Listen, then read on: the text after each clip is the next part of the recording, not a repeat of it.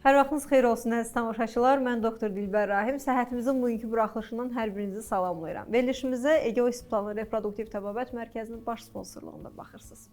Əziz xanımlarımız, ekrana yaxın əyləşin. Çünki bugün çox maraqlı bir mövzu, çox maraqlı suallarımız olacaq. Çayınızı, kofenizi hazır eləmişsinizsə, mən qonağımı sizlərə təqdim eləmək istəyirəm. Bugünkü qonağımız Egoist Planın uzman cərrah mama ginekoloqu Aynurə Nəcəfəliyevadır. Necəsiz doktor? Sağ olun, çox sağ olun. Əhvalınız da yaxşıdırsa? Yaxşıdır. Başlayaq. İstərdim, sonsuzluq haqqında danışmışıq digər verilişlərimizdə. Bugün onun haqqında olan sualları sizlərə ünvanlayım. Belə deyək, sonsuzluq zamanı doktor, müalicəyə nə vaxt başlamalıyıq? Gözəl bir sualdır əslində. Bundan açıqlıq eləyək. Öncə sonsuzluğun üzərinə təkrar yapaq, təkrar edək. Əgər xanım bir il müddətində cinsi əlaqəyə baxmayaraq hamilə qala bilmirsə, bu sonsuzluq adlanır. 35 yaş üstü qadınlarda artıq bu il 1 ildir 6 ay hesablayacağıq. Yəni xanım 1 ildir artıq uşağı olmursa, mütləq həkimə müraciət etməlidir. Amma pasiyent yeni evlənib ya da uşaq istəyir, amma onda aybaşı problemi var, əlaqə getmə problemi var, ara qanamaları var. Nəsə bir şikayəti varsa, bu 1 ili gözləməyəcək. Anidən kökəlmək. Pasiyent nə deyir? Mən yemək yemirəm, kökəlirəm. Bu problemi varsa, tüklənmə problemi varsa, artıq 1 ili gözləmir. Bu şikayəti varsa, birbaşa həkimə müraciət edir. Pasiyent bizə müraciət etdi və baxdıq, gördük, heç bir problemi, heç bir şikayəti yoxdur, hər şey normaldır, yoxladıq, yoldaşı da normaldır. Biz onlara heç bir müalicə vermirik. Deyirik, gedin, 1 il tamamında gəlirsiniz, əgər 35 yaşın altındadırsa. 35 yaşın üstündə, xanım 35 yaşın üstündədirsə, kişi nəzərə alınmır. Burada xanımlar nəzərə alınır, yaşı deyirəm. Xanımın yaşı 35 yaşın üstündədirsə, biz onlara 6 ay müddət veririk. 6 ay içində özləri hamilə, xanım özü hamilə qalmazsa, artıq gəlməlidir qəbula və həkim ona lazımi müalicələri başlamalıdır. Müalicəmiz deməli bu şəkildə başlamalıdır. Birinci gözləyirik. Xanımı müayinədən keçirdik, hər şey normaldırsa gözləyirik. Bəs onu doktor, folikul yetişdirmə, yəni folikul stimulyasiyası, bu haqda biraz məlumat verək, sonra da bunu açıqlayaq. Biz bilirik ki, hər verilişdə deyirik, çox verilişdə daha doğrusu demişik ki, hər qadın aybaşı görür. Niyə aybaşı görür? Aybaşının birinci gündən etibarən onun yumurtalığında bir folikul yetişməyə başlayır. Bir folikul. Və aybaşının 13-14-cü günü ortalama, bəzi 10-17 gün, amma ortalama 13-14-cü gün o folikul böyüyür. Ölçüsü təxmini 22-23 mm çatandan sonra partlayır, ovülyasiya gedir. O yumurtadan hamilə qalır. Amma bəzi pasiyentlərdə bu folikul yetişə bilmir. Ovülyasiya gedə bilmir və məcbur bəli, o folikulu biz yetişdiririk. Dərmanlar ya da özəl iynələrlə biz yetişdiririk. Özəlliklə polikistoz xəstələrində ya da endometrioz xəstələrində fərqi yoxdur. Ya da ki, heç bir problem yoxdur, amma normal folikul yetişməsi getmir. Bu pasiyentlərdə öncə folikul niyə yetişmir, onun səbəbi araşdırılır, öncə səbəb müalicə olunur, sonra da yenə öz folikulu spontan yetişmirsə, bəli, folikulu biz yetişdiririk. Məhz bu folikul yetişdirmə prosesini necə izləyirik biz? Folikulun yetişməsini biz ultrasəs müayinəsində izləyirik. Pasiyentə dərmanlar verilir və aybaşının özəl günlərində 14 günə qədər 2-3 dəfə ultrasəs müayinəsinə çağırırıq. Burada həm folikula baxırıq, həm də endometrium qalınlığına baxırıq. Ölçü gəldi 22-23 mm olduğu zaman artıq fərqli dərmanlarla ya da spontana buraxırıq. Folikulun orada ovülyasiya getməsini izləyirik. Ovülyasiya getdi, sarı cisim yaranırsa, bəli, hamilə şansı yüksəlir. Bəs kimlərə tətbiq edirik bunu? Bayaq dediyim kimi, folikulu yetişməyən, öz folikulu spontan normalda xanımlarda özündə yetişir, hər ay bir folikul yetişir, amma bəzi xanımlarda yetişmir ya da yetişir, amma partlamır, kistalaşır. Bu qrup xəstələrdə bəli icra edilir. Neçə dəfə edə bilərik bəs bu folikul stimulaşdırmasını? Folikul stimulyasiya maksimal 10 dəfə deyilir. Yəni bir pasiyentdə gəldin, heç bir problem yoxdur, boruları da açıqdır, yoldaşın spermi də normaldır, sən folikul yetişdirdin, 10 dəfə yetişdirdin, 10-12 dəfə də bir. Və artıq bu xəstədə folikul yetişir, partlayır, sarı cisimdə yaranır və hamilə qalmırsa, səbəbi bilinməyən sonsuzluq qrupuna girir və pasiyentə artıq başqa yöntəmlər, məsləhət görülür. Doktor, bəs hər ay edilə bilərmi bu ümumiyyətlə? Məhz folikul yetişdirmə? Baxın pasiyentin yaşına. Əgər pasiyentin yaşı 35 yaşın üstündədirsə, vaxt itirmədən bəli, hər ay folikul yetişdirməlidir ki, çünki xəstənin yaşı artır. Və yumurtalıq rezervi zəifləyir. Bəli, vaxt itirməmək üçündür, amma yaşı gənc yaşdırsa, hər ay etmək zorunda deyilik. Bu ay folikul yetişdirdik, gələn ay pasiyenti spontana buraxırıq. Bəzən görürsünüz ki, bu arada heç folikul yetişdirmirik, özü gedir hamilə qalır. Artıq yumurtalıqlar biz orada olan problemləri aradan qaldırmışıq, artıq yumurtalar özü aktivləşir və özü hamilə qalır, bizə deyirlər, həkim, müalicə verdiniz, hamilə qalmadım, amma özüm getdim, hamilə qaldım. Bir də onda psixoloji rahatçılıq olur. Artıq bu ay mən follikel yetişdirmirəm, bu ay onsuz da mənim uşağım olmayacaq deyə beyni rahat buraxırlar. Bu ay hamilə də qala bilirlər, fərqi yoxdur. Follikel yetişdirəndə də hamilə qalsa, follikel yetişdirməsəndə də hamilə qalsa, xəstə ikisində də mutlu olur, xoşbəxt olur. Təzyiq altında olmadan o şəkildə. Ola bilir. Yəni demək ki, nəymiş? 35 yaş altı pasientlərdə follikulu hər ay yetişdirmə məcburiyyətinə deyirik. Arada fasilə verir. Doktor, bir də borulara baxmaq istəyirsiniz. Bəs o borulara nə zaman baxılır, hansı şəraitdə baxılır, o haqqda biraz məlumat. Nə dedik? Bir xəstənin bir qadın hamilə qalması üçün hər şey normaldır. Bizə nə lazımdır? Follikul yetişib partlamalıdır. Boru açıq olmalıdır ki, orada mayalanma getsin. Bir də o embrionu qəbul edən uşaqlıq normal olmalıdır. Demək, bizə indi nə lazımdır? Yol. Yol bağlısa yenə hamilə olmayacaq. Bunun üçün boruları bir ilin tamamında əgər xəstə hamilə qalmırsa, follikul normal yetişir, partlayır, amma hamilə qalmırsa, bəli, boruların keçiciliyindən baxılmalıdır. Bəs borularımız da, yəni bundan sonra da artıq etap olaraq bu da artıq bizə nəticə verməsə aşılanma mı edilməlidir?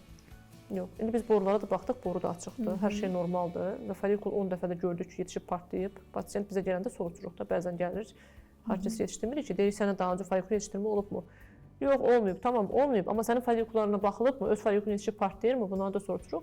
Deyir, yetişir də partlayır da, borum da açıqdır, yoldaşım da normaldır, hər şeyimiz normaldır, səbəbi bilinməyən sonsuzluq qrupuna girir və biz bunlara aşılama məsləhət görə bilərik. Aşılamada nə deyim, mən onu sizə öncə bildirim. Bəli. Aşılama yəni inseminasiya deyirik. Əzəlcə yoldaşının spermi zəif olan xəstələrə deyirik bunu, onu da qeyd edim. Çox zəif deyil, balon biraz zəifdir. Demək, iki qrupa əsas edirik. Bir səbəbi bilinməyən sonsuzluqlara əsas, bir də yoldaşın spermi müəyyən qədər zəif olan pasientlərə icra edirik. Aşılama etdiyimiz zaman xanımın yenə follikulu ya özü yetişir, ya biz yetişdiririk. Yetişib özəl bir günə çatdığı zaman yoldaşın spermini verilir, yoldaşın sperm verir. O sperm laboratoriyada özəl bir dərmanlarla qarışdırılır, özəl bir texnikadan keçirilir, sperm aktivləşdirilir. Yəni daha aktiv, daha gözəl spermlər xanımın uşaqlıq boşuna yerilir. Burada bir də yol qısalır. Normal əlaqədə sperm vajinaya tökülür, bilirsiniz, amma aşılamada vajinaya tökülmür, birbaşa uşaqlığa tökülür. Çünki niyə düşünürük? Birinci yolu qısaldırıq, bu bir. İkinci, follikul partlayan dönəmdə biz onu artıq uşaqlığa yeridirik, yəni 1-2 artıq yetişib follikul partlayacaq. Üçüncüsü, vajinal faktor var, deyilənə görə də isbatlanmayıb. Qadının uşaqlığında bunu özəl isbatlayan özəl bir testlər də yoxdur. Düzdür, var, amma heç bir dəqiq isbatlamır.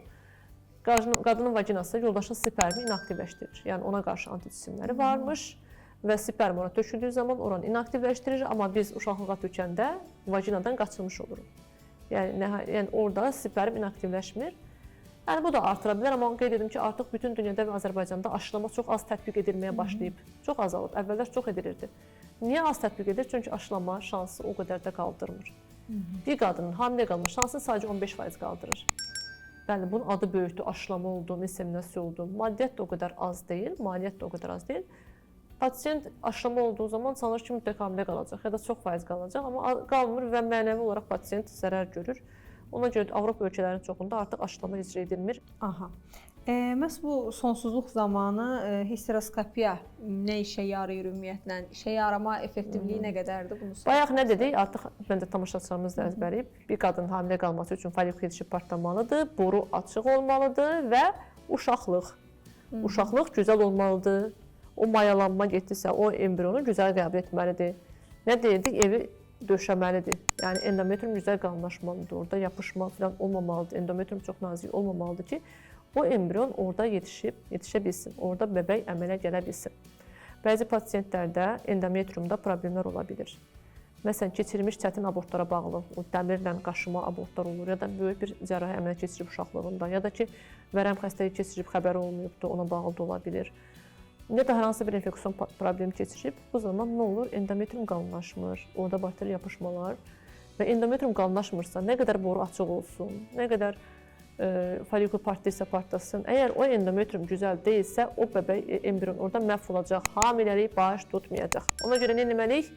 Biz ona histeroskopiya etməliyik. Histeroskopiya necədir? Bir qələm ucu kimi düşünün, qələm ucu nazikliyində hətta təxmini 8 mm, 5-8 mm düşünün. Uzunda kamera var, uşaqlığın içinə girilir.